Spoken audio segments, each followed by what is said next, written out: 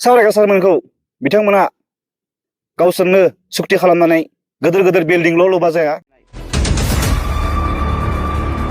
गबिन्द सार आरो प्रमद सारमोना जेरैबायदि बिथोनल' होबाय बुंबाय थाबाय केसा जोब्बायल' होनो गैया।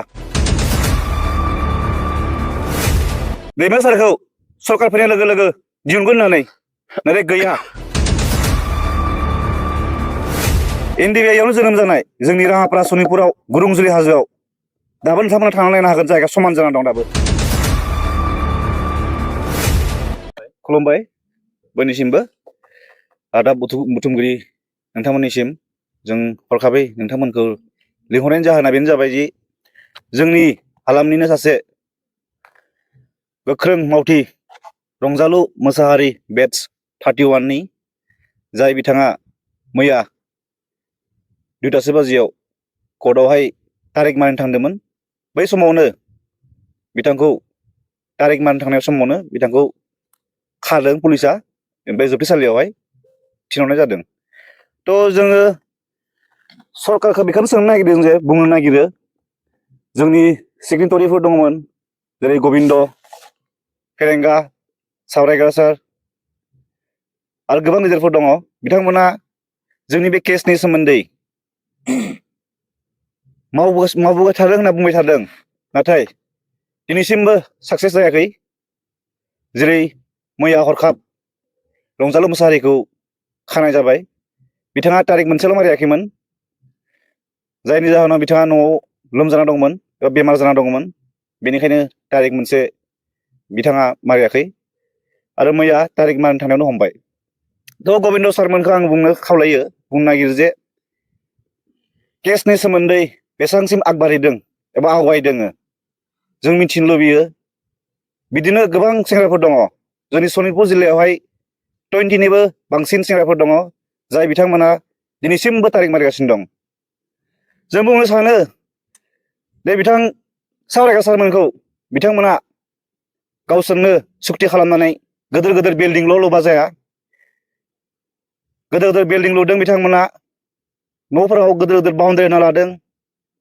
जोंनि NDBI लिडारफोरा जायफोर सुक्तिगार दंमोन बिथांमोना खबर लाफैनांगौ, सोंनांगौ जायगानि लिडारफोरजों मा जाना दं मा जाना गैया, नाथाय बिथांमोना खबर लानो गैया, सम गैया।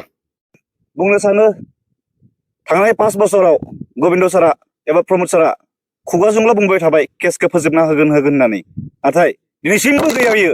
मानि थाखाय जों बुंनो सानोदि केसफोरखौ जोबगोन होननानै मानो फोजोबासै बिथांमोना?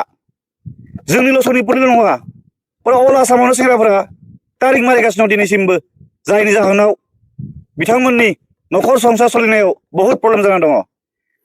जों बुंनो सानो गबिन्द सार आरो प्रमद सारमोना जेरैबायदि बिथोनल' होबाय बुंबाय थाबाय, बेबायदिनो हाग्रामा साराबो दोनलाङा। बिथांखौ जों गुरै खावलायहरो जे बिथाङा जोंनि केसफोरखौ मावगोन होननानै। दिनैसिमबो जोंनि तेजपुर जिल्लायाव जोंनि ढेकियाजुलिनिनो सेंग्रा दङ, आफादनिनो बेरेमा सार, बिथांमोना दिनैसिमबो दङ। केसा जोब्बायल' होनो गैया। जेरै एग्जाम्पल दैमारि सार, रन्जन दैमारि साराबो थिग बेबायदिनो बिथाङा हियारिं जागासिनो दं, बिथांनिखौबो फोजोबनो होनांगौ। आरो हाग्रामा सारा होनगासिनो दं गोख्रैनो इलेक्सननि समाव बुंदोंमोन दैमारि सारखौ सरकार फैनाय लोगो लोगो दिहुनगोन होननानै, नाथाय गैया। सेंग्राफोरखौबो नायनांगौ जाहाथे बे इलेक्सननि समावल' डाटाखौ कालेक्ट खालामनानैहाय लानानै गारना दोनहैया। बेखायनो आसा खालामो जे फैबाय थानाय सरकाराबो जोंथ' सोलिगासिनो दं, बे सरकाराबो जेन गोख्रैनो केसफोरखौ फोजोबना होयो। मुंख्लंफोरनिखौथ' मा बुंबावनो, बुङै बुङै खुगाया साजोब्बाय।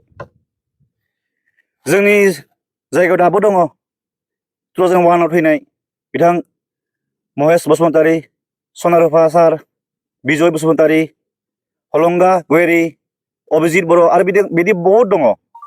भालुकपुंनिफ्राय लानानै राङापारासिम 34, घटुवा दं, तेजपुर दं, गरामारि दं, बेफोराव थैना दं। जाहाथे जोंनि फार्स्ट NDBI-आथ' इयावनो जादोंमोन ना, राङापारायावनो। राङापारा गुरुंजुलि हाजोआव first batch, second batch, third batch training लाबाय। आरो जोंनि राङापारायावनो मातियास गैया होनना बुङो।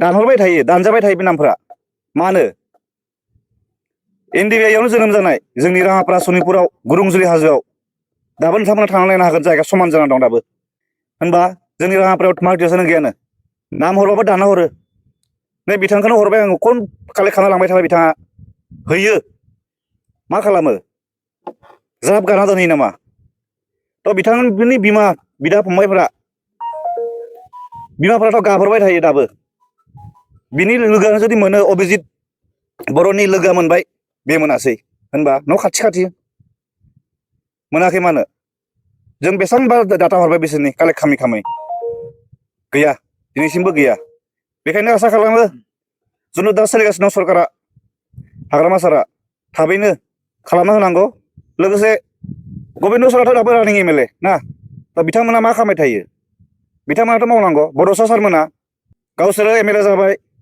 न' बानायबाय लोगोफोरखौ गोसोखाङा बिदिबा बोरै जागोन जों बेसेबां बुंबाय थानो बुङो खुगा साजोब्बाय जोंहा